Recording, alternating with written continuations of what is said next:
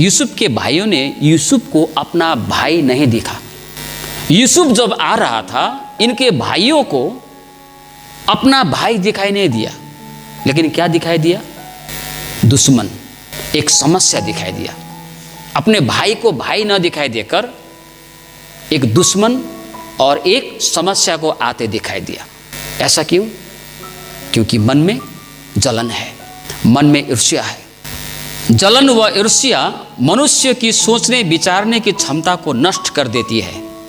जो मनुष्य ईर्ष्या और द्वेष से भरा हो, उसे दूसरे व्यक्ति में समस्या दिखाई देता है, अर्थात उसे दूसरे व्यक्ति समस्या के रूप में दिखाई देता है। और इन्होंने क्या बोला? देखो वो सपना देखने वाला आ रहा है, चलो हम लोग इसका हत्या कर देंगे। भाइयों के बीच में, एक ही परिवार में कितने द्वेष, कितनी शत्रुता, कितनी दुश्मनी।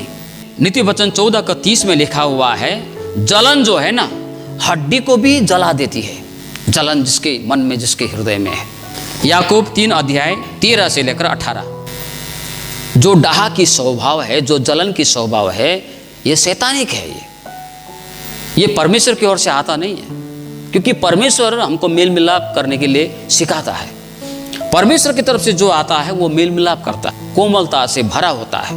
लेकिन इन भाइयों के बीच में देखिए, एक ही परिवार में दुश्मनी है, जलन है, डाह है। क्या आज हमारे परिवारों में ऐसा नहीं होता है? होता है।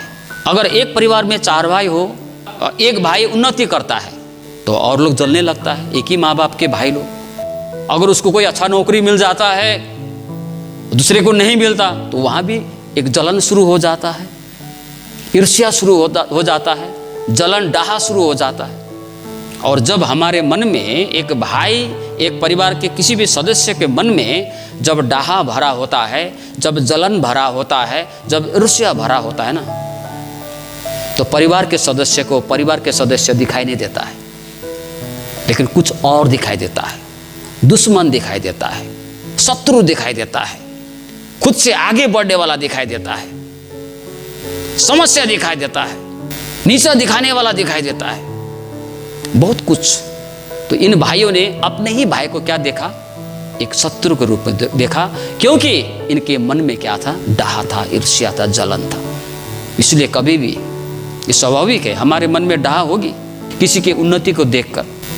कभी कभी हमसे ज़्यादा गाने वाले अच्छे होते हैं, कभी कभी हमसे ज़्यादा बजाने वाले अच्छे होते हैं, कभी कभी हमसे ज़्यादा हाइट वाला होता है, हमसे ज़्यादा सुंदर होता है, हमसे ज़्यादा पढ़ा लिखा होता है, हमसे ज़्यादा धनवान होता है, हमसे ज़्यादा ज्ञानी होता है, हमसे ज़्यादा समृद्ध होता है।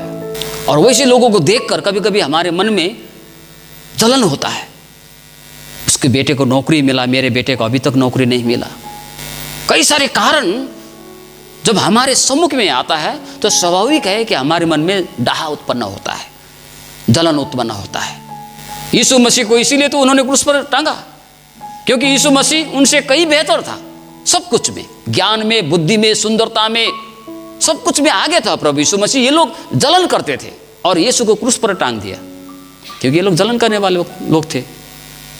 ऐसे ही जब हमारे मन में जलन आ जाता है, डाह आ जाता है, ईर्ष्या आ जाता है, तो हमें अपने भी गैर लगने शुरू होता है, अपना भी दुश्मन लगने शुरू होता है, अपना भी हमारे लिए खतरा बन जाता है, मुसीबत बन जाता है, मुसीबत दिखाई देता है। हम खुद को असुरक्षित महसूस करते हैं। लेकिन याद रखना है, ये ज्ञान परमेश्वर की ओर से नहीं है, क्योंकि परमेश्वर ने हमको जलन करने के लिए, डाहा करने के लिए, किसी के ऊपर भी ईर्ष्या करने के लिए नहीं बुलाया है, नहीं सिखाया है।